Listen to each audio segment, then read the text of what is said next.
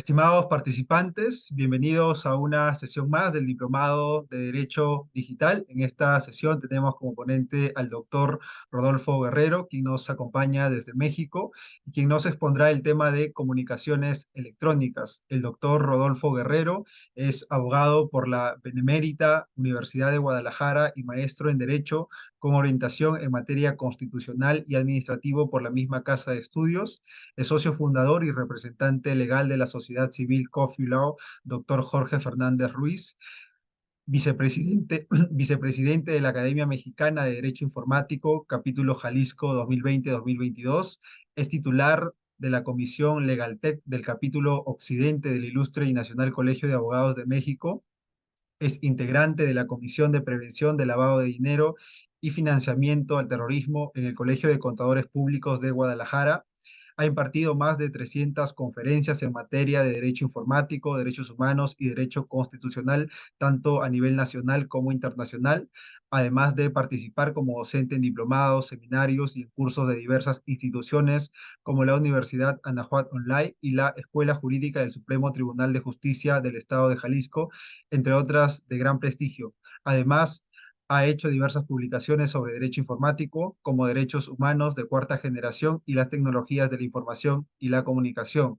Doctor Rodolfo Guerrero, extenderle una noble bienvenida y un enorme agradecimiento a nombre de Lawyer por haber aceptado la invitación de participar como ponente en este diplomado de Derecho Digital. Estamos muy contentos que nos acompañe en esta sesión como ponente y estamos seguros de que será una sesión valiosa, una sesión provechosa para todos los participantes. Sin nada más que decir, doctor, le cedo el uso de la palabra y muchísimas gracias.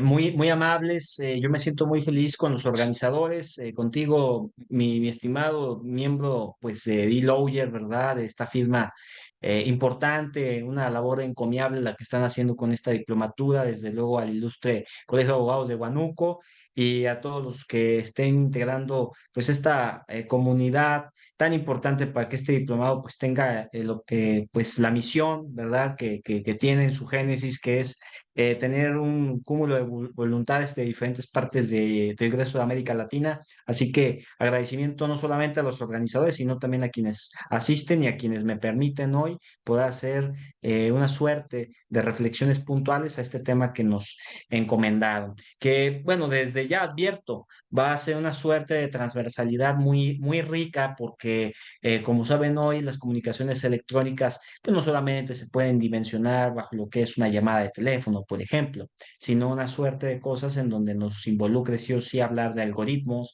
de inteligencia artificial y, ¿por qué no? Tal vez, si el tiempo nos lo permite, hablar un poco de metaverso. Pero bueno, vamos a empezar con las cuestiones fundamentales, conceptuales y de ahí a muchas otras cosas adicionales. Vamos a compartir en este momento pantalla, me estimo que sí puedo. Ah, no, todavía no puedo. Ahí le hago el pequeño exhorto al organizador. Ah, ya está, ya puedo. Gracias, muy amables. Perfecto. Vamos a compartir en un momento más la pantalla, habiendo hecho la advertencia acorde a que vamos a introducirnos acorde al tema y de ahí vamos a hacer la transversalidad que corresponda. Perfecto. Pues comenzamos.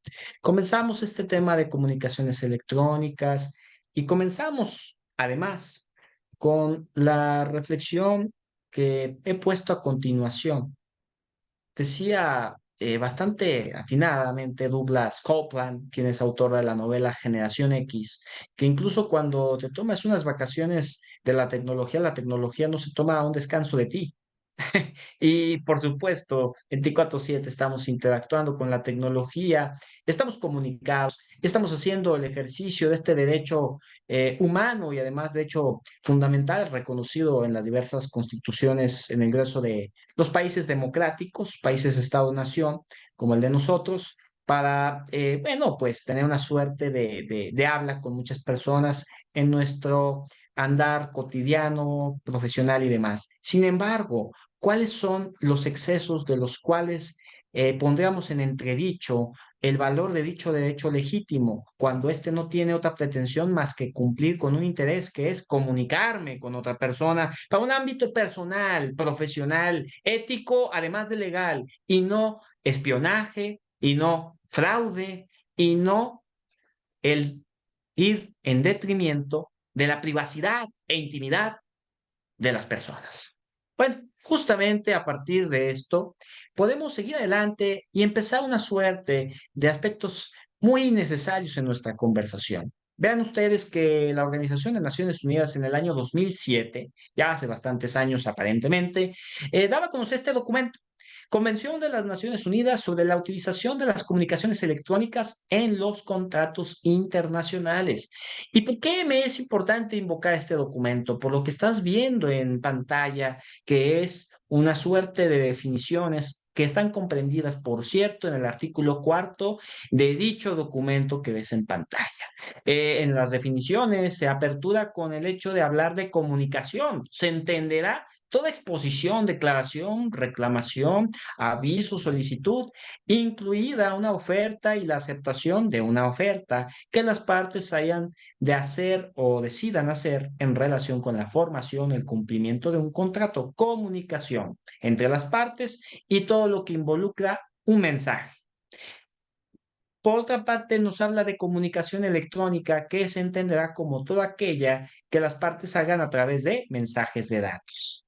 ¿Y cómo debemos de comprender lo que son los mensajes de datos? Bueno, como es información que es generada, que es enviada, que es recibida o archivada por medios electrónicos magnéticos, ópticos o similares, como pudieran ser, entre otros, el intercambio electrónico de los mismos a través de email, Telegrama, bueno, Telegrama pues ya es parte de la historia, pero muy interesante además, el telefax y otras cosas que muchos de ustedes que son mucho más jóvenes que su servidor dirían, pues eso ya es parte de una historia que indudablemente debemos de conocer. Pero bueno, podemos decir que este documento nos pone la piedra de inicio de todo aquello que significa los grandes desafíos, como por ejemplo, cuando enfatizamos el último concepto que en este momento es en pantalla, podríamos decir que no solamente hoy hablaríamos de medios electrónicos, magnéticos, ópticos o similares, sino también agregaríamos una suerte de espacios virtuales, en donde hay una convergencia bastante fluctuante de mensajes de datos, como es el metaverso, evidentemente. Posteriormente a ello, no es menor mencionar también los sistemas de información que se entenderán como todos aquellos que sirvan para la generación, envío, recibimiento, para archivar o procesar de alguna manera comunicaciones de esta naturaleza electrónicas y por un sistema automatizado de mensajes que se entienda como todo aquel programa informático medio electrónico o algún otro medio automatizado que pues realice justamente operaciones de respuesta de los mensajes de datos, de actuación parcial también o total, sin que una persona física haya de intervenir o revisar la actuación cada vez que se inicia una acción o que el sistema genere una respuesta. Eso se veía muy comúnmente en deja tu mensaje, ¿no? Después del tono. Que actualmente muchos de ustedes seguramente tienen sus smartphones comunicados con una suerte de mensaje cuando no les pueden recibir la llamada de alguna persona por diversas situaciones. Entonces, de esa manera, pues vemos una suerte de conceptos, reitero, muy importantes para el inicio de esta conversación. Adentrémonos un poco más. Cuando enfatizamos esto, comunicación, transferencia de informaciones, a ver, empecemos con la parte técnica y después histórica, porque va a ser muy importante para después pronunciarnos en un debate a lo mejor más complejo. En primer término, cuando hablamos de esta suerte de comunicación, de la transferencia que implica de qué, de información, bueno, hablemos que el rol principal precisamente es su movimiento, su transmisión y su recepción, que están en ocasiones físicamente en la misma localidad y que por ende es relativamente más fácil de realizar dicha función. Sin embargo, también hay muchas veces que ya son intangibles y que hoy ya se dan a partir de la generación de un bloque que es parte de otro tema que vengo a considerar solamente como apéndice a lo que estoy referenciando, que es la cadena de bloques. Ustedes pueden decir que al hablar de blockchain, cada vez que se emita una acción del envío de una transferencia a través de un criptoactivo, como lo puede ser un Bitcoin o Ether, que es una suerte de criptomoneda que parte del sistema Ethereum, bueno, se genera un nuevo bloque en una cadena específica de acciones que tienen que ver con esas transacciones de un punto A a un punto B, es decir, en este caso, de ti con tu primo, de ti con tu pareja sentimental, etcétera. Sin embargo, continuando en lo que estamos viendo en pantalla, si el transmisor y el receptor están relativamente lejanos uno del otro y además queremos mover altos volúmenes de información en un periodo corto de tiempo, entonces será necesario emplear una forma de comunicación de máquina a máquina que ya lo estaba llevando con un ejemplo mucho más lejano de lo convencional, ¿no? Para no que piensen, ay, comunicaciones electrónicas, pues nos va a hablar de cuando era el telefax y no, pues ni siquiera me tocó a mí, queridos amigos. Pero sí lo he apreciado a través de la escucha activa de mi abuelo, por ejemplo, que tengo la fortuna de todavía dialogar con él y también es abogado. Bueno, veamos un poco más allá en lo técnico. Cuando hablamos de la comunicación, esa transferencia de información. Sistemas de comunicación electrónica. ¿Cuáles son tres partes que integran los sistemas de comunicación electrónica? Bueno, evidentemente estamos hablando de un medio de transmisión, del transmisor y del receptor. Muy intuitivo, a mi parecer, cuando recordamos nuestras viejas clases de comunicación humana, ¿no? O de comunicación tal cual, que era una materia que, por ejemplo, su servidor llevó hace mucho tiempo en educación media superior. Pero bueno, parece como si hubiera sido ayer, ¿verdad? Ya pues estamos en una suerte de doctorado. Pero bueno, medio de transmisión. Es enlace eléctrico entre el transmisor y el receptor, siendo el puente de unión entre la fuente y el destino. Bastante normal, ¿no? El transmisor, una transferencia del mensaje al canal en forma de señal y finalmente el receptor que extrae del canal la señal deseada y la entrega al traductor de la salida. El receptor convierte la información recibida a su forma original y se transfiere a su destino. Básicamente en un sistema mucho más complejo de transmisión de datos y lo que involucra tal vez su protección, como referenciaba hace algunos momentos con cadena de bloques, pues sea evidentemente que haya una encriptación y con ello una protección de la información por otra parte, pero también eh, tal vez un perjuicio cuando no se tiene la llave privada de una persona que haya fallecido y tú quieras saber pues cómo puedes dar con ciertos documentos, acciones determinadas de transferencias económicas que haya hecho una persona desde todo el espectro del mundo virtual. Pero son situaciones para las cuales podríamos tener una conversación punto y aparte, pero que estoy agregando aquí para que lo puedas ver en el panorama actual y que no pienses que solamente es hablar de, bueno, pues lo que hago en una plataforma digital, pues sí, mucho gusto, pero no, va mucho más allá. Bueno, dejando ese pequeño impasse, haciendo un pequeño impasse, vamos directamente a hablar de algunos puntos que no son menores dentro de la historia de las comunicaciones. 1790 se genera el telégrafo, semáforo, que fueron utilizados durante decenios y dio inicio pues a la era de la comunicación electrónica al ser reinventado. 1834, Samuel Morse, quien diseñó un dispositivo que utilizaba señales eléctricas para la transmisión de mensajes de texto codificado en clave Morse.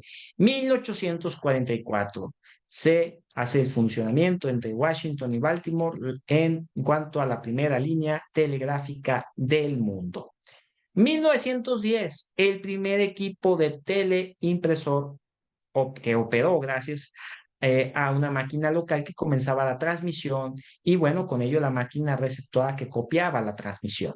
Y de aquí, 1933, Vincent Atanafo inició la creación de la computadora máquina electrónica que recibe y procesa datos para convertirlos en información conveniente y útil, razón por la cual se convirtió en protagonista de este tema que hoy hablamos, comunicaciones. Vincent Atanasov.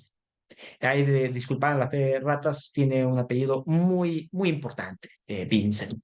Bueno, después de esto, ya podemos entrar pues a los escenarios tan importantes en nuestra conversación de las comunicaciones electrónicas. Y es que A ver, abrimos el telón, damas y caballeros, abrimos el telón y referenciamos en este momento a la Unión Internacional de Telecomunicaciones como ese organismo especializado de la ONU para las tecnologías de la información y comunicación, encargada de mantener y ampliar la cooperación internacional entre todos sus Estados miembros, y ya sabemos todo lo demás, ¿no? El impulso de desarrollos técnicos, eficaz para su explotación, y bueno, ¿cuáles son tres puntos importantes que desprendemos del entendimiento de la UIT o la UIT? Bueno, por una parte, radiocomunicaciones, normalización de telecomunicaciones y desarrollo de las mismas, el sector de estas radiocomunicaciones, el encargado de coordinar este vasto conjunto de servicios y finalmente la gestión internacional del espectro de frecuencias radioeléctricas y las órbitas satelitales. Vale la pena comentarles, mi querido grupo, que cuando hablamos de este tema, por supuesto, tendríamos que referenciar lo que ha ocurrido recientemente en México. No puedo atreverme a hablar de Perú porque hay muchas otras cosas que yo desconozco, pero sí puedo hablar de México. Y como este es un diplomado internacional, pues es válido hacer comparativas y enriquecimientos a partir del derecho internacional y del derecho comparado. De tal suerte que en México se lleva a cabo la publicación en el Diario Oficial de la Federación pues de este año 2023, ¿verdad? El primer mes de este año, un acuerdo, la publicación de un acuerdo mediante el cual el Pleno del órgano constitucional autónomo especializado en temas de telecomunicaciones para México, que es el Instituto Federal de Telecomunicaciones, emitió disposiciones regulatorias en materia de comunicación vía satélite. ¿Y por qué les menciono esto? Bueno, porque es importante tener en cuenta en los considerando, ante el último que hemos hablado, el segundo apartado, que nos habla de las comunicaciones vía satélite y nos hace una referencia muy importante, justamente que a mediados del siglo pasado se comenzaron a desarrollar ampliamente comunicaciones espaciales y bueno, con ello, a partir de ese momento, el sector de las comunicaciones vía satélite tuvo un avance impresionante, una evolución constante y permanente. Y bueno, de esa manera no solamente impulsó a los gobiernos, como era lo deseado de forma de inicio, sino todas las organizaciones internacionales, empresas privadas, academia, asociaciones y mucho más. Los servicios satelitales son indispensables en situaciones de emergencia y de gran importancia para temas, pues evidentemente, de medición del clima, del tiempo, de protección al medio ambiente y por lo que pues también son considerados dentro de los objetivos de desarrollo sostenible de la ONU. Y especialmente mediante la innovación tecnológica que cada día ofrece soluciones más asequibles para conectar a los no conectados, querido grupo asistente, y proporcionar servicios de calidad. En ese punto, la Comisión de Banda Ancha para el Desarrollo Digital, es decir, la UIT, UNESCO reconoció en el año 2013, ya hace bastante tiempo, que la tecnología satelital juega un papel clave en la universalización de la cobertura de banda ancha, ya sea por sí misma o como una tecnología complementaria. ¿Qué les parece? Bueno, de esa manera podemos agregar muchas cosas dentro de lo que es el uso del espectro radioeléctrico. ¿Cómo qué? Me preguntarán tal vez. Los satélites de alto rendimiento o denominados bajo sus siglas en inglés HTS, que ofrecen la posibilidad de tener esos haces puntuales angostos que permiten cobertura, que permiten la reutilización de frecuencias y de igual manera la reconfiguración y la combinación de haces amplios y angostos para propiciar la cobertura cuando y donde se necesite de acuerdo a la demanda de los usuarios. Porque estamos hablando aquí de derechos de comunicaciones o no estamos hablando de derechos de comunicaciones. Claro que estamos hablando de eso y no solamente como un tema de agenda estético, sino como un tema de fondo constitucionalmente y fundamentalmente reconocido por las constituciones de nuestros países. De manera que bueno, por lo menos la mexicana, ¿verdad? Pero obviamente la peruana también, pero tendría que tener un estudio más profundo de su Carta Magna para poder hacer una aseveración mucho más pronunciada. Pero estoy seguro que se tiene y sobre todo como derecho humano. De manera tal que es como apreciamos lo que estamos viendo de manera, vamos a decirlo, puntual de esto. Ahora, pasemos a este escenario. La violación de privacidad en comunicaciones electrónicas, sin lugar a dudas, es un caso muy importante en el tema que hacemos referencia. Hablemos de 3 puntos que se desprenden en este escenario. Hablemos de empresas de telecomunicaciones, vamos a decir, cualquiera que se te ocurra, que recopile datos de usuarios sin su consentimiento. Y aquí abro un pequeño paréntesis. Cualquier cosa parecida con la realidad tal vez no sea una mera coincidencia. Tal vez no sea una mera coincidencia. Segundo punto, la venta de datos a terceros sin su permiso. Y tercero, la violación de leyes que versen, que tengan como objeto la tutela de la privacidad y de la protección de datos personales. Son 3 puntos que se desprenden de este primer escenario. Pero a ver, hablemos un poco más a detalle y pronunciamos lo que estás viendo en pantalla, la transferencia de datos personales. Hablar de 3 puntos bastante cruciales, como mantener la confidencialidad de los datos personales, utilizándolos únicamente para efectos de reclutamiento y selección de personal y con ningún otro propósito. Por ejemplo, hoy que hablamos de innovar, de transformar, estoy muy de acuerdo con ese pensamiento. Sin embargo, la advertencia es clara. No se progresa vulnerando derechos. Adquirimos nuevos para vulnerar otros. Segundo punto, no transferir a ningún tercero datos personales que reciben su calidad de responsable receptor, salvo por lo dispuesto, y aquí estoy hablando de la normativa mexicana, del artículo 70 del reglamento de la Ley Federal de Protección de Datos Personales en posesión de particulares. Es bien importante referencia a esto, querido grupo, porque hablar de esta ley especial versa sobre el particular, persona física, en su interacción con personas jurídicas o morales en territorio mexicano, ¿verdad? De tal suerte que cuando una persona es transgredida en su privacidad, protección de datos y demás, tiene el derecho, ¿verdad?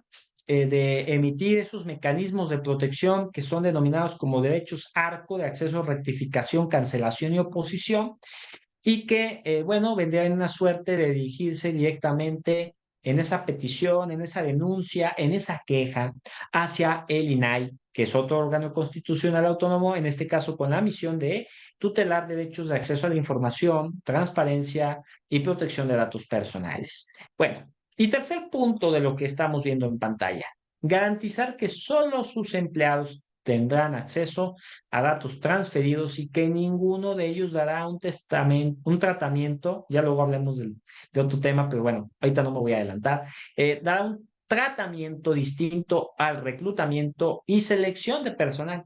¿Qué les parece?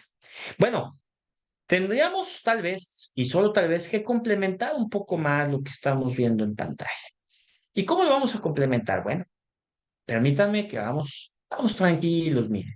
Ahí nos está presionando, estamos pacíficos, ¿no? Somos pacíficos, aquí no somos pacíficos, sí, somos pacíficos.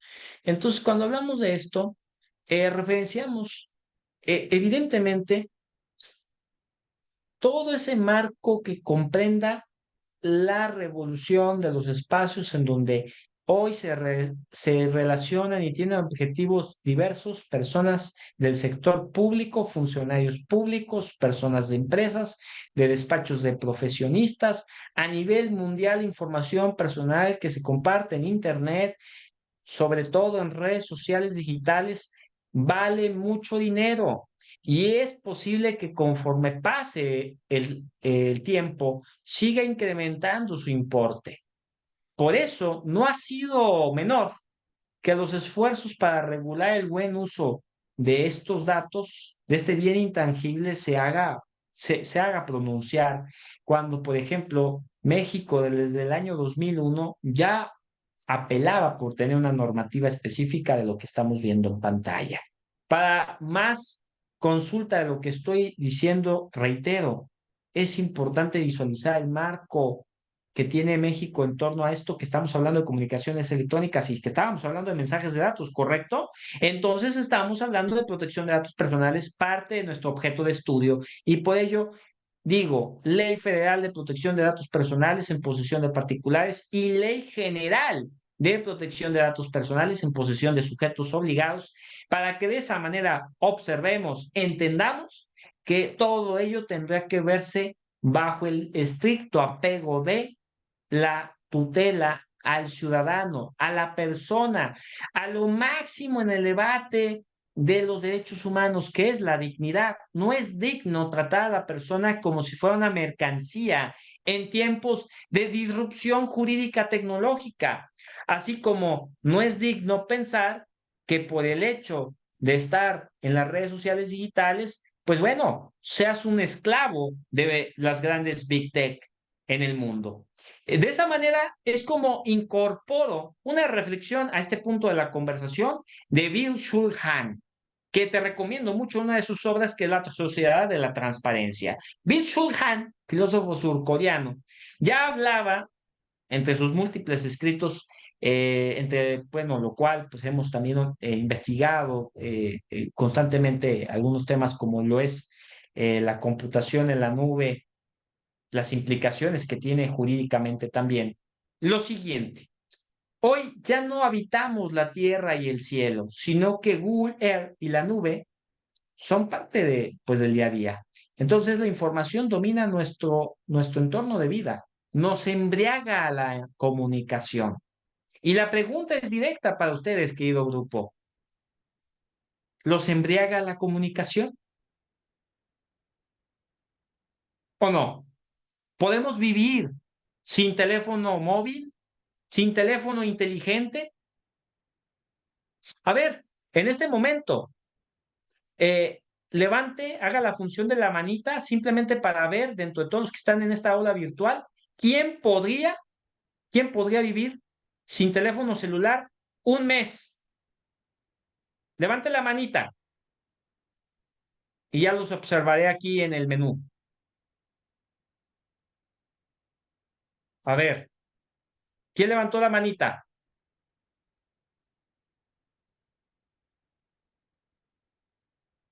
No veo que hayan levantado la manita. A ver, voy a dejar de compartir para ver así si levantaron la manita. No, nadie podría vivir sin su celular un mes. Así es. Por tal razón. Ah, bueno, Karen Pitus ya dijo que sí. Daniel Oyola ya dijo que también podría vivir sin su celular un mes. ¿Quién más? Nada más. Nada más. Y es que precisamente por esa razón, no necesariamente tendríamos que decir, bueno, pues o es azul o no es azul, o es blanco o es negro. No es así, no debe de ser así. Y no permitamos entonces que sea así, porque definitivamente lo que estamos viendo es una disyuntiva desde este momento, lo planteo en este tema de los escenarios, entre lo que es la privacidad, lo que es el acceso a las telecomunicaciones y lo que no es, como decía en mi introducción a este tema, a esta charla, lo que no es legítimo, lo que no es ético y lo que no es legal, que es el espionaje, que es el fraude, que es la intrusión tecnológica, de tal suerte que entonces encontramos varias cosas importantes. Debo de advertir también en este momento que toda aquella pregunta que ustedes tengan, déjenla en los comentarios. Ya al final habrá una sesión de preguntas según me indicó el comité organizador, para tener este diálogo fluido y no se me vayan algunos aspectos de los tantos que deseo compartirles. ¿De acuerdo? Muy bien. Entonces déjenlo en los comentarios y seguro estoy viendo de repente los comentarios para ir respondiendo, ¿no? Ok. Entonces, a ver, comprendamos algo. Cuando magnifico este tema en la privacidad y la seguridad, que es la premisa en la que se basan los gobiernos para justificar, no, es que mira, sí, tienes derecho a las telecomunicaciones, por supuesto que tienes el derecho. Sin embargo, yo tengo que apelar a un principio muy importante para nuestra nación, como lo es la seguridad nacional. Ah, muy bien. Y eso te da el permiso de que no importando que esté en el sanitario de mi hogar, se esté, se esté escuchando de alguna manera por el teléfono que tengo a mi lado, tal vez, o por alguna otra cuestión, como un asistente virtual no muy lejano de mi sanitario, el tema de que hay una intrusión tecnológica. Aparentemente no, ya diríamos, ¿cómo? Hasta en el baño te están espiando. Y parecería muy exagerado mi comentario, pero bueno, a ver, les voy a referenciar lo siguiente. Existe un alto nivel de espionaje que está lejos de una mejor impartición de justicia en México, por ejemplo. Voy a poner el caso concreto de Veracruz, que es el estado, según se enunció por un artículo muy interesante de Sánchez Onofre Julio, en lo que fue hace algunos años, 2016, en lo que representaba a Veracruz a un estado con la menor eficacia tangible en las investigaciones sobre el tema de impartición de justicia y Estado de Derecho, por lo menos impartición de justicia, pues se referenciaba en aquel momento que solo 9 de 2.339 casos se habían utilizado resultados de la vigilancia en sus averiguaciones previas. Entonces, aquí existió la renuncia de la privacidad con el creciente espionaje gubernamental en aras, como expresa muy bien el articulista, de una mayor seguridad para los ciudadanos y el país. Y es uno de los mitos que los gobiernos buscan justificar, como ya les referenciaba yo hace algunos minutos. La vigilancia descontrolada, opaca e ilegal que realizan a los ciudadanos.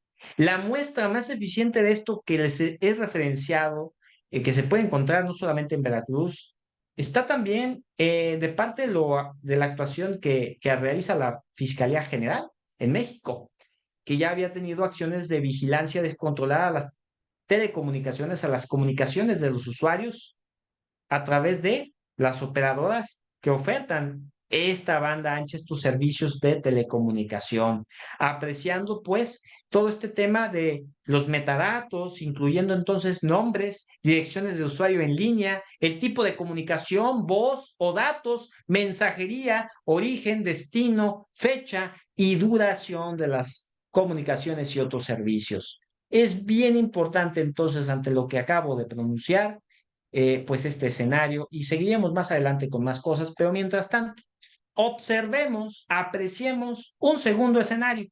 Violación de privacidad en comunicaciones electrónicas. A ver, hablemos de las infracciones a leyes de privacidad y protección de datos. Referenciemos las multas y sanciones regulatorias. Observemos las acciones legales por parte de los usuarios afectados, como referenciaba hace unos momentos, que son aquellos mecanismos, por lo menos en México y en su cuerpo normativo que ya te pronuncié, de acceso, rectificación, cancelación y oposición.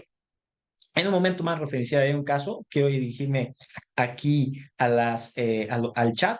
Dice aquí también siempre y cuando no trabaje y viva con mi familia. Ah, claro, el tema del teléfono, que referenciaba muy bien. Saludos. Después, buenas tardes. Una consulta. ¿Existen leyes digitales?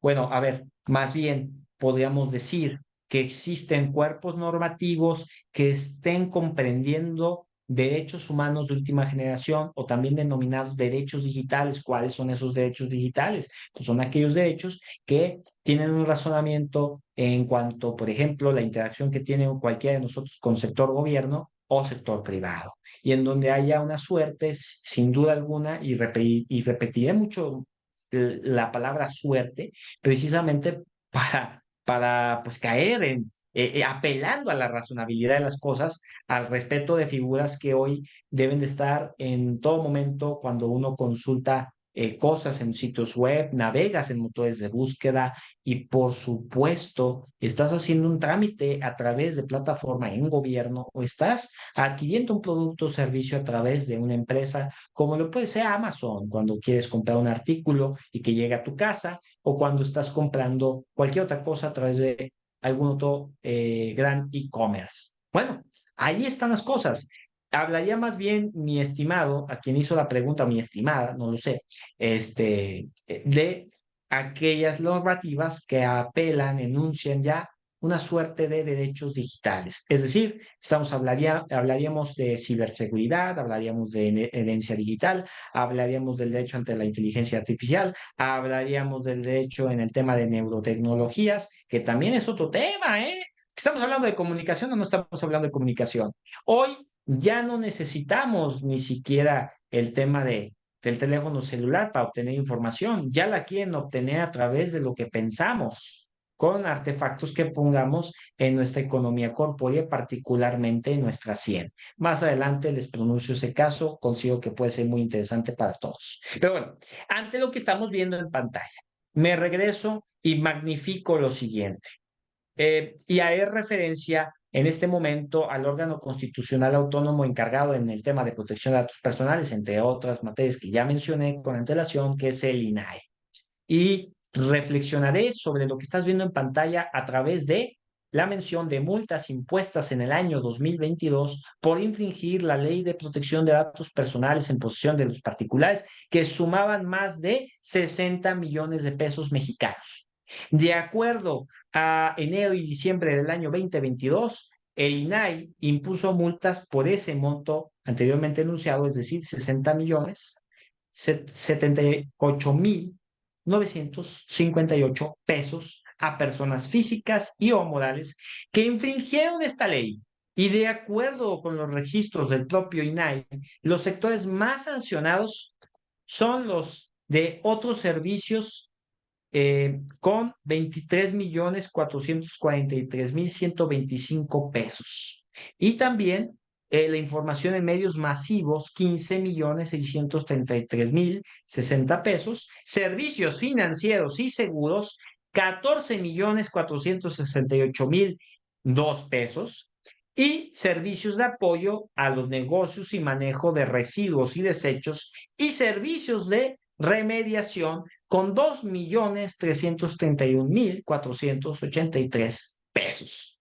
Entre las conductas más frecuentes que son motivo de una sanción, se localizan dar tratamiento a los datos personales en contravención a los principios que establece la ley, como el de licitud, consentimiento, entre otros cuantos más, proporcionalidad, recabar o transferir datos personales sin consentimiento expreso de su titular, que muchas veces podemos pronunciar este tema de consentimiento informado, entendí, me diste a conocer términos y condiciones y bueno, estaré o no estaré de acuerdo. Si no estoy de acuerdo, pues rechazo y busco otra opción. Si estoy de acuerdo, pongo a aceptar, pero también busco que esos términos y condiciones sean legales, legales en el sentido de no estar diciendo que van a compartir esos datos que obtengan de mí a terceros, porque es para una sola exhibición, es para un uso personalísimo.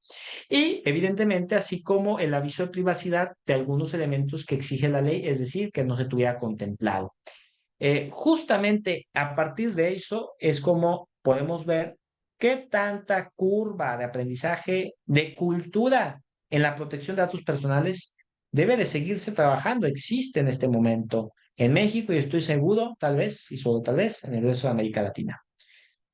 Hablemos en este momento, querido grupo, de la interceptación de comunicaciones electrónicas en el ámbito laboral. Hablemos de la violación de la privacidad laboral, hablemos de las posibles acciones civiles por parte de los empleados, hablemos de las sanciones regulatorias contra las empresas a partir de algunos razonamientos que haré a continuación. Por ejemplo, lo que estás viendo en pantalla, ya se daba a conocer en España hace mucho tiempo, bueno, en el periodo de la pandemia, que los algoritmos que rigen las relaciones laborales así son y cómo se regulan. Y la pregunta que yo pongo aquí es, ¿hay una intrusión a la privacidad con estos sistemas expertos? con esos sistemas inteligentes, que quieren ver si los trabajadores no están jugando Angry Birds y viendo cosas de sus match en Tinder, ¿verdad? Entre otras cosas de dudosa procedencia y que pues, realmente sí estén trabajando. ¿Es correcto? ¿Tiene eso en el contrato de trabajo? No se hará un escenario en donde pongamos en juego también lo que se contempla, por lo menos en el Código Civil Federal del Estado mexicano, que es la figura de la honra, buena fama de una persona, la imagen, lo que en el contexto de la Unión Europea y particularmente del derecho español en torno a todos estos temas referencian como derecho a la propia imagen. No es una intrusión, no es algo que debería de contemplarse en un contrato de trabajo cuando se va a decir, bueno, pues sépase, ¿no? Dentro de tu contrato de trabajo que vienen cuestiones razonables, apegadas al marco legal y en donde pues tienes que dar tu consentimiento si estás de acuerdo que los equipos de la empresa son para la empresa, son para estos usos y no para otras cosas y por tanto, pues bueno, pues tendrás que trabajar a lo que vienes, ¿no? A producir correos institucionales, labores de los programas autorizados y nada más. Si tú quieres hacer cosas personales, pues traes tus cosas punto y aparte, pero no en horario laboral. Y no espionaje, entonces, por parte de las compañías a tus desarrollos y por tanto, pues tampoco tú utilizar el equipo para otras cuestiones. Pero bueno, si no existe toda esta declaración que acabo de hacerte latente, querido grupo, entonces sí se está diciendo que las empresas están vulnerando la privacidad de sus empleados y peor aún, la intimidad.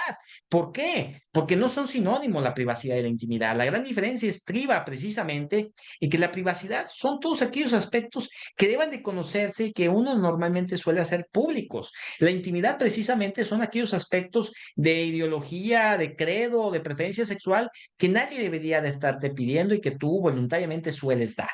O solamente una cuestión muy específica que requiera que tú des a conocer esos datos. Pero en este contexto queda claro que debería estar un contrato de trabajo que esté actualizado y que tú como trabajador estés dispuesto a aceptar o no y buscar otro espacio de trabajo para laborar.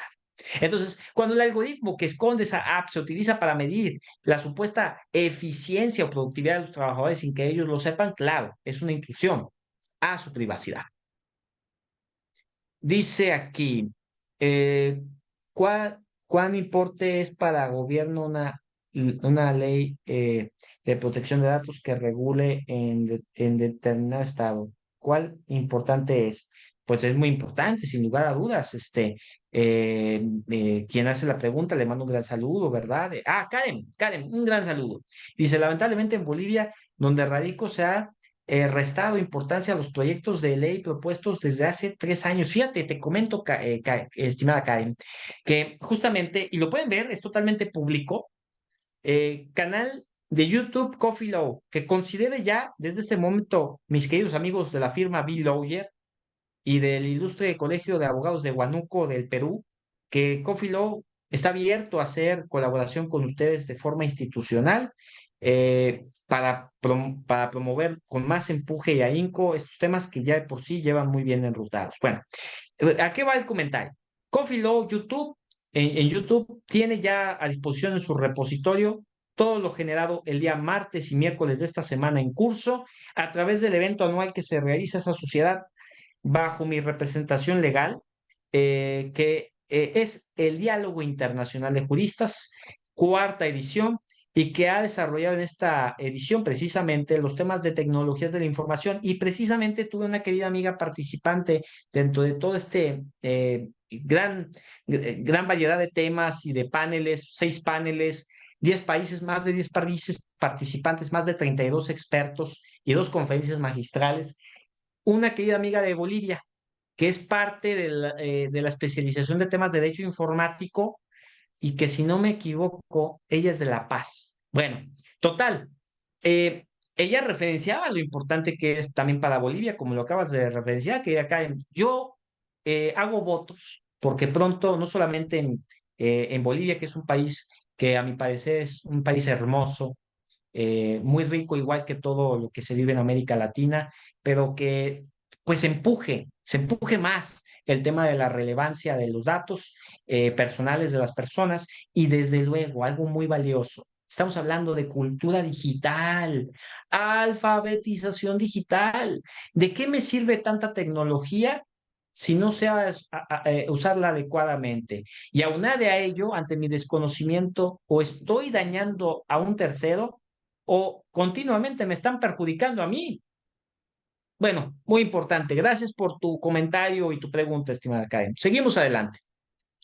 Y hablamos en todo ese contexto, abriendo una apertura, eh, intuyo, deseo, muy interesante para ustedes, que es los derechos humanos, la educación de los algoritmos. Yo decía, documento de la ONU, 2007, artículo cuarto, una serie de definiciones puntuales que van en un escenario mucho más allá, en donde converge con ese término que hablaba Peter Damacy de tecnologías exponenciales que comprenderán temas como blockchain, que ya lo referencié, pero también como inteligencia artificial general, que viene una suerte de inteligencia artificial débil y muchas otras cuestiones que vienen en ese argot, pero entonces también tenemos que ver la relación que llevan estos procesos de automatización artificiales con algoritmo. El algoritmo, educación del algoritmo. ¿Qué pasa aquí? Bueno, hagamos un pequeño recordatorio de todo lo que ves en pantalla en una suerte de características de derechos humanos. Y digo una suerte porque lamentablemente ahí lo podemos comprender a lo mejor en lo que es la teoría general de derechos humanos o lo que son las constituciones como la mexicana, que desde el año 2011 dio una reforma muy importante para el reconocimiento de todos los tratados en materia de derechos humanos y ponerlos en una suerte de equilibrio con la constitución. Ya después se diría que la constitución pues tendría la última palabra y no así el tema de los tratados internacionales. Pero bueno, características entonces, ¿no? Inalienables, necesarios, universales, preexistentes, indivisibles, innatos, limitados, incondicionales. Muy bien, de acuerdo. ¿Y cuántas generaciones hay? ¿De qué estamos hablando? En todo este marco en donde decimos comunicación electrónica muy importante, la comunicación humana, la comunicación desempeñada por medios hoy tecnológicos. Bueno, hablamos de toda una generación que no va eh, a olvidar a su predecesora en este marco de primera, segunda, tercera, cuarta, quinta generación. Algunos ya dicen sexta. Yo les digo, en temas de derechos digitales, a opinión particular, son derechos humanos de última generación, punto. Y hablamos de que ninguno olvida a la generación anterior, pues claro que no. Todas van interrelacionadas y vienen a ser muy oportunas para que esas comunicaciones electrónicas sean siempre bajo el tema de un Estado de Derecho. El Estado de Derecho no es lo que pretenda un grupo de burócratas de la administración pública o de la administración de justicia en un país determinado. No, el Estado de Derecho es esa generación de certeza y de armonía que busca propiciar en una sociedad y que hoy ante la suerte de generar una sociedad hipertecnologizada, lo que quiere es tener dignidad en todo momento, confianza y que no se esté pensando que los datos que dejas hoy en Facebook son compartidos para un gobierno como Estados Unidos para que en unas elecciones se utilicen y de esa manera se utilicen descaradamente para ver si puede ganar el candidato que tenga más dinero y más influentismo, ¿no? Ya sea en Estados Unidos, ya sea en México, ya sea en el contexto latinoamericano, como hemos visto casos en donde se ha utilizado una campaña de bots, ¿no? Caso Colombia, caso tal vez Perú en algunas cosas, ustedes ya me darán más información al respecto. No quiero hacer una aceleración de la cual no tenga mayor información, pero puedo pensar que pudo haber ocurrido una situación así, etcétera, etcétera, etcétera, ¿no? Bueno, entonces, regresando, educación de algoritmos, comunicación electrónica en tiempos de disrupción jurídica tecnológica, ¿cómo podrían obtenerse algoritmos más igualitarios? Se dio una entrevista publicada por UNESCO en el año 2022 realizada por Agnes Bardon a los autores de una obra de inteligencia artificial, ambos franceses, evidentemente, Audrey Verdin y Flora Vincent, en donde ante esta pregunta respondía uno de los autores de esta obra. Para comenzar, es preciso operar sobre bancos de datos para que lleguen a representar cabalmente a toda la diversidad de la población. Algunas empresas ya lo hacen.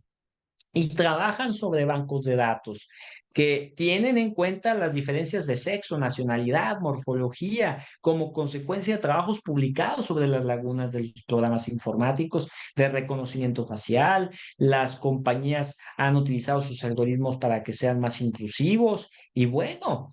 También se han creado empresas especializadas precisamente en la elaboración de herramientas que permitan evaluar algoritmos y determinar si contienen prejuicios. Hoy, ante la cumbre que se realizó los días 1 y 2 de noviembre, en donde se reunieron más de 28 países con muchas potencias del mundo, desde América hasta el Medio Oriente, África también participando en muchos de sus países para pronunciar una declaración de Blaisley, si no me equivoco en su pronunciación. Bueno, hay hace un, una validación de lo necesario que es tener claridad sobre aquellos principios y directrices generadoras de inteligencia artificial y su aplicación adecuada, óptima en la sociedad. Decíamos también en el diálogo internacional de juristas, panel número 3, sí, panel número 3 si no me equivoco, intitulado Ciencia de Datos y Ciberseguridad. Búsquenlo, obsérvenlo. Uno de los ponentes que tengo el gusto de tener comunicación directa, ingeniero en cómputo cuántico, decía que la ética era un tema que le gustaba decir a los abogados en lo que es hoy el descontrol de la inteligencia artificial ante el desconocimiento de la gente y los usos tan invasivos de parte de las Big Tech, que pues era algo sin sentido, ¿no? Bueno, no quiero meter palabras, ¿no? En la voz del querido experto, por supuesto que no. Respeté y me interesó mucho la opinión, pero decía, pues la ética es algo que mete mucho el gremio y que no están entendiendo que no vamos a llegar a tener una suerte de eso, ¿verdad? Y diríamos que yo me pronuncié al respecto y digo, no, es que es cierto, no vamos a llegar a una suerte de regular o querer regular todo, porque no es el tema así. Sin embargo, hay una suerte de prevención, hay una suerte de nociones generales que sí se pueden trabajar y eso es lo que también promueve el uso adecuado y eso es lo que también hace referencia a la ética y en algunos casos a la moral. Pero entonces, particularizamos aquí también algo muy importante, lo que implica hablar de ese referente del derecho constitucional en el mundo que es Salebreski y que hablaba de la ductilidad del derecho dúctil, y que sí, evidentemente ante el tema de la regulación de sistemas expertos que parten de la inteligencia artificial general, se puede lograr. Hablaríamos entonces de regular, pero no para sobre regular, sino para dar certeza jurídica y eso es lo que se persigue en un Estado-nación. Pero bueno, ya para no alargar mucho el comentario, seguimos adelante y ahorita hago referencia al mensaje que llegaba en el chat recientemente sobre los efectos de las tecnologías en los derechos humanos y algo que concede el tema, que parte del tema de nuestro objeto de estudio de comunicaciones electrónicas, que por una parte es libertad de expresión y por otra la libertad de información, efectos de la tecnología en derechos humanos. Y aquí mencionamos a Homo Deus y mencionamos a su autor Yuval Harari. Un punto clave en aras de dimensionar ese cambio de paradigma lo describe perfectamente a través de lo siguiente: la libertad de expresión se concedió a los humanos. La libertad de información, en cambio, no se concede a los humanos, se concede a la información. Este valor nuevo puede afectar a la tradicional libertad de expresión al dar trato de favor al derecho de información para que circule libremente sobre el derecho de los humanos a poseer datos y a restringir su movimiento. Esas son las reflexiones tan importantes que debemos de poner en el contexto no solamente de legislaciones especiales en nuestros países, no, no, no. Estoy hablando de políticas públicas, estoy hablando de una correcta interpretación del derecho y estoy hablando, por supuesto, de una ponderación de derechos que continuamente están en juego y más en estos escenarios propios de este hito que se está dando de la interacción con inteligencias artificiales y otro tipo de tecnologías exponenciales. Bueno, Hablemos en este momento, ante todo lo anterior que he pronunciado a partir desde la educación de los algoritmos, ¿verdad? Y de los derechos humanos particularmente, de la implementación de esta figura que ya les pronuncié bien, derechos digitales, para la supresión de datos que manejen algoritmos de predicción y prescripción. Y aquí preciso algunos puntos clave. No consentir el tratamiento de los datos. O sea, estamos hablando de cómo deben manejarse las cosas. O sea, ¿dónde estamos viendo? Pues que debe de haber tratamiento de datos, ¿no? Y si no se consiente que pues estamos haciendo una actuación inadecuada, revocar nuestro consentimiento si ya lo hemos otorgado, claro que debe ser nuestro derecho. A ver, sí, yo te dije que sí, pero luego tú no me fuiste claro. Hay muchas lagunas en tus términos y condiciones, presumiblemente dolo en tu escrito, en tu actuación. Y punto número 3, solicitar la cancelación o supresión de los datos. Y punto número 4, solicitar la eliminación y olvido de nuestra presencia digital en cualquier plataforma digital que trate datos de manera automatizada. Hoy estamos hablando de que cualquier página web, aprovechando el comentario que estás viendo en pantalla en el punto número 4 o letra D, que cualquier plataforma digital que hoy te pone el tema de las cookies y demás, te debe de poner la opción de rechazo.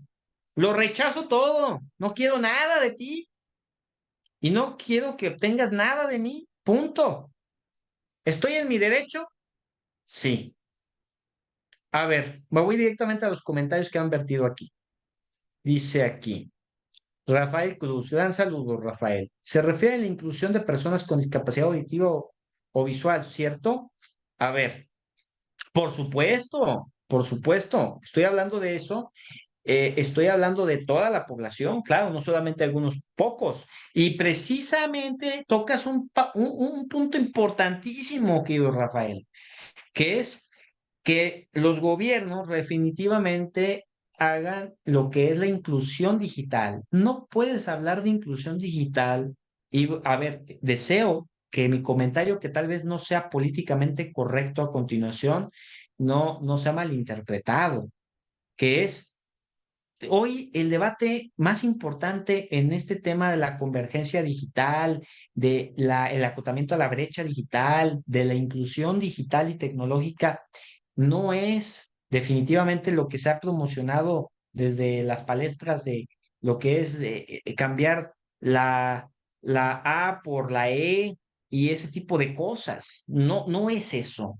Es hablar verdaderamente del acercamiento y el entendimiento de las tecnologías para todas las personas, para todas. No es cambiar una palabra del abecedario, ni mucho menos, ¿no? Pero bueno, permítame hacerlo eso, lo hago con mucha claridad, espero, para que no genere controversia, ¿no? Y por otra parte, dice otro usuario, pero a veces debería no solo regular, respetar, porque el progreso no solo es mejora, sino inclusión, que significa que no discriminar a los ajenos a tecnología o servicios digitales, no forzando ¿qué dice? El inmediato o innovación, sino a conseguir todos los fines de las personas. Sí, yo estoy de acuerdo contigo, no he dicho lo contrario, estoy de acuerdo contigo. Rafael dice, más aún si en nuestros países tenemos un alto porcentaje de analfabetismo, además del analfabetismo digital, sí, claro, claro, y ahorita te voy a comentar algo muy importante al respecto, ¿eh? Existen muchos websites que condicionan sus servicios a cambio de los preciados cookies, por supuesto, Israel, por supuesto, y aquí tocas un punto muy importante que está siendo en ese momento trabajado por parte de los congresistas en España, por ejemplo, sobre pues bueno, da accesibilidad a todas estas figuras, ¿verdad? Y por supuesto es algo que se puede aprender para el debate latinoamericano. Eh, y sí, y bueno, pues si vemos esos vacíos legales, pues imagínense. Pero bueno, vamos a seguir adelante. Ahorita ya seguimos leyendo sus comentarios que agradezco mucho. A ver, ante todo lo anterior, algoritmos. Hablando de discriminación algorítmica, ¿verdad? Que es todo un tema que ya será materia de otra conversación. Aquí estoy metiendo unos puntos para que magnifiquemos todo lo que implica hablar de las comunicaciones hoy en día. Esta liga de la justicia algorítmica. A ver, Joy Bolowini, ¿no? Sí, que es interesante mencionar esto. Científica informática del Media Lab del Instituto Tecnológico de Massachusetts, realizó una investigación sobre las disparidades raciales. el tipo de piel, de género que arrojaban algoritmos de las tecnologías de reconocimiento facial disponibles comercialmente. ¿Y qué es lo que dijo su investigación? Bueno, su investigación culminó en dos estudios innovadores revisados por pares, publicados en el año 2018 y 2019, respectivamente, y revelaron cómo los algoritmos de Amazon, de IBM, de Microsoft, entre otros varios más, no pudieron clasificar con igual exactitud y precisión los rostros femeninos más oscuros, como sí lo hicieron con hombres caucásicos, hombres blancos.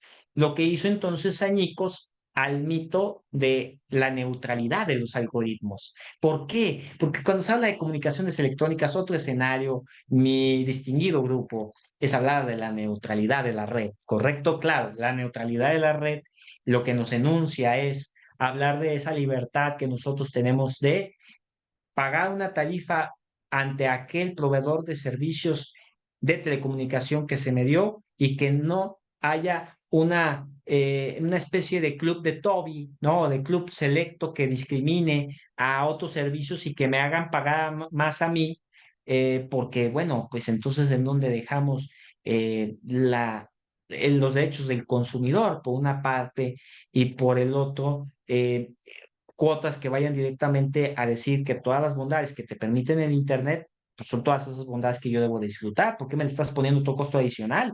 Es una vulneración clara a la neutralidad de la red. Pero también este comentario último que he hecho hace unos minutos habla de la neutralidad tecnológica.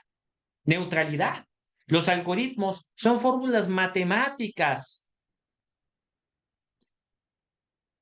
pero ¿son objetivas? Claro. ¿Por qué entonces pasan tantos problemas?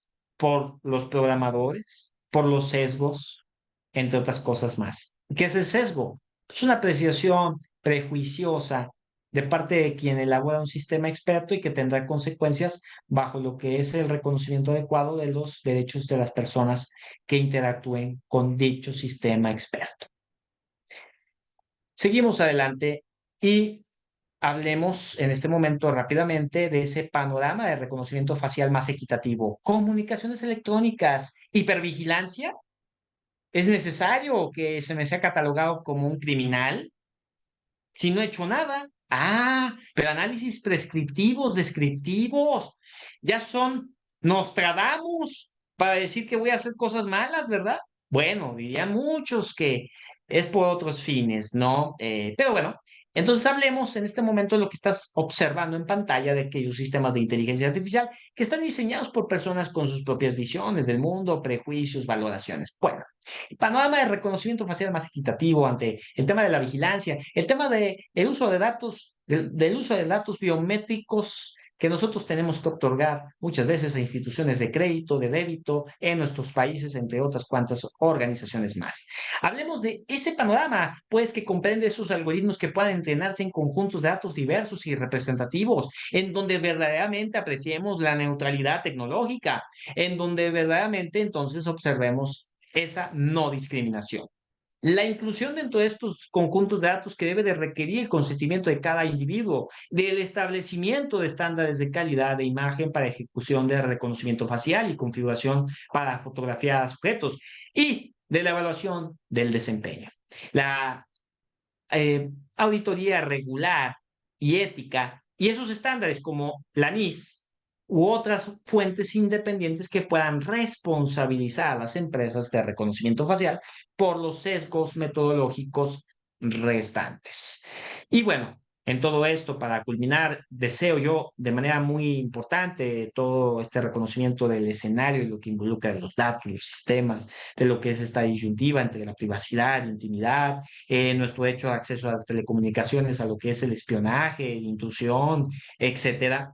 De ese proyecto de ley de responsabilidad algorítmica propuesto por el país norteamericano, Estados Unidos de Norteamérica, más allá del decreto recientemente dado a conocer presidencial firmado por Joe Biden del tema de la inteligencia artificial, que justamente este proyecto referencia, por ejemplo, autorizar a la Comisión Federal de Comercio a crear regulaciones que exijan a empresas bajo su jurisdicción a realizar evaluaciones de impacto de sistemas de decisión automatizadas altamente sensibles, a exigir a las empresas que evalúen el uso de los sistemas de decisión automatizados, pues que hagan uso pues de esa evaluación, que incluyan datos de capacitación para conocer los impactos en precisión, imparcialidad, sesgo, discriminación, privacidad y seguridad. Exigir a las empresas que evalúen cómo sus sistemas de información protegen la privacidad y seguridad de la información personal de los consumidores, y solicita a las empresas que corrijan cualquier problema que descubran durante evaluaciones de impacto. Evaluación de impacto. ¿Qué significa esto, querido grupo? Un punto total dentro del marco de especialización en materia de datos personales. ¿Qué significa esto? Y ahorita voy directamente con los organizadores que ya me están marcando la manita, que es precisamente visualizar que algo que emerja de la voluntad del sector público, sector gobierno, en una aplicación que tenga como interacción el almacenamiento de los datos, no vaya en perjuicio de los mismos porque se garantizó con una evaluación pertinente antes de ponerse a aplicación de la ciudadanía que no va a transgredir la protección de datos personales de ellos. Bueno, simplemente culmino con esto. Es una referencia de por qué se promovió este proyecto y cómo se respalda por el Centro de Privacidad y Tecnología de Georgetown, la Data Dignity, que es básicamente hoy en el tema de redes sociales digitales y expresado por Jane Leynor, un personaje muy importante en la comunidad de Silicon Valley, que comprendas que hoy las redes sociales digitales son un tema en el cual no debería ser tu principal objetivo. Lamentablemente vemos en los indicadores que los jóvenes de Perú, de México y de muchos otros países de América Latina, su máxima aspiración es ser influencer. Háganme el favor. ¿Dónde está la data dignity? ¿Dónde está la dignidad de la data, no? Imagínense las comunicaciones electrónicas. Ah, no, sí, estoy muy feliz emitiendo mensajes, comunicaciones en WhatsApp y demás para que luego el gobierno, la misma empresa me traten como mercancía. ¿Y qué puedo hacer entonces todo esto? Pues el reconocimiento de los temas internacionales y de lo que estamos haciendo aquí y de lo que aplaudo al comité organizador por poner en este diplomado. Culmino con lo siguiente. La teoría de Tang, ante lo que acabo de hablar, que no se nos trate como una mercancía. Bueno, se ha propuesto por un miembro del Parlamento Europeo por Europa, por Holanda particularmente, corrijo, justamente esta teoría, ¿no? En donde básicamente te den una rebanada del pastel. Oye, estás lucrando con mi información, pues ya soy tu trabajador, dame las regalías, ¿no? Pongamos en cuenta esos puntos finos de establecer una relación de condiciones laborales entre empleados y trabajadores que especifiquen salario, privacidad, entorno laboral. ¿Qué les parece? Esos nuevos modelos de negocio online. Del punto anterior, considerad que las plataformas solo podrán utilizar los datos que como usuarios otorguemos explícito consentimiento. Consecuencia del punto primero y segundo, que entren los sindicatos con el fin de negociar condiciones. Cuarto, los datos que se generen en plataforma que pertenecen a dicha plataforma. Y solo se puedan traspasar datos de comportamiento nunca personales y que estos deban de protegerse siempre. Claro, aquí hay muchos asegúnes, pero bueno, el tiempo ya no nos lo permite para aseverar más en ello. Shield quería plantear todo esto y finalmente comprendamos otro escenario que estamos viendo en pantalla. Entonces, ¿cómo se tiene que ver todo esto? Empleador que monitorea activamente las comunicaciones electrónicas de sus empleados, ya lo hemos dicho, sin consentimiento ni conocimiento de los trabajadores, uso indebido de la información obtenida y finalmente, neutralidad de la red y acceso equitativo como un cuarto y último escenario de estas comunicaciones electrónicas que debemos de poner especial atención. Proveedor de servicios de Internet que bloquea o hace un tema de Doctor, paralizar el acceso a ciertos sitios web. Y finalmente, antes de cederle el uso de la voz a los organizadores, la violación del principio de neutralidad de la red, que ya escribimos más o menos qué debemos de entenderlo a ciencia cierta, al igual que la discriminación en el acceso a la información. Bueno, yo finalmente dejo de compartir en este momento la pantalla. Le pido un poquito de tiempo nada más al organizador, que ya lo veo aquí con todo el entusiasmo de marcar algunas preguntas adicionales, para compartir en pantalla lo siguiente con lo que terminaré esta conversación con ustedes el día de hoy. Y vaya que era una hora ya pasaditas, pero nos emocionamos, ¿verdad? Compartiendo esos temas con el día de hoy. Estamos comprometidos con Bill Lawyer, ¿verdad? Ante la invitación que nos han hecho gentilmente. And the selves menciona ante todo este tema que hemos hablado de las tecnologías, me faltó hablarles un poco más de inteligencia artificial, pero bueno, ya será para otra ocasión. Y estoy seguro que hay otros ponentes reconocidos dentro de lo que ha tenido a bien invitar el comité organizador y que están referenciando. Pero bueno, siempre que las nociones filosóficas de la justicia se convierten en expresiones matemáticas, pierden sus matices, su flexibilidad, su maleabilidad. Eso no quiere decir que algunas de las eficiencias de hacerlo no valgan la pena. Yo solo tengo mis dudas. Y hoy en el tema de comunicaciones electrónicas, ante múltiples escenarios que he puesto aquí, queda claro que hay mucho por hacer, que hay muchas cosas de las cuales debemos de involucrarnos. Ustedes que tienen diversas edades y que tienen muchos conocimientos y que tienen mucha voluntad, hagamos posible que el Estado de Derecho no solamente sea algo en papel, sino lo que es una realidad. Les agradezco y les dejo a continuación las redes sociales digitales de su servidor, al igual que los correos institucionales, para que de esa manera podamos seguir en contacto. Estaré muy contento y obviamente si hacemos, ya puse aquí el exhorto, convenio de colaboración, estoy seguro que podamos encontrarnos muy brevemente. Mientras tanto, le regreso el uso de la palabra al organizador y les agradezco mucho su atención. Sí, doctor, muchas gracias por su ponencia, ha sido una excelente disertación. Estamos muy agradecidos por su presencia en este diplomado de Derecho Digital. Muchísimas gracias, doctor, y esperamos seguir contando con su participación en futuros eventos académicos. Ya estaremos en coordinación, doctor. Muchas gracias y que tenga una excelente noche. Gracias, igualmente. Grandes saludos y éxito en lo que siga de parte de la jornada de ustedes. ¿Eh? Me alegró mucho conocerles y todas las preguntas emitidas.